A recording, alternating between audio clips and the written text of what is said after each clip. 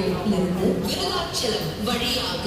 சேலம் செல்லும் Salem super fast express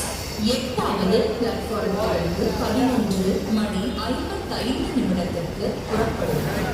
यात्रियों कृपया ध्यान दीजिए, गाड़ी नंबर 2215 चेन्नई एलुम्बूर से विरुदाचलम मार्ग से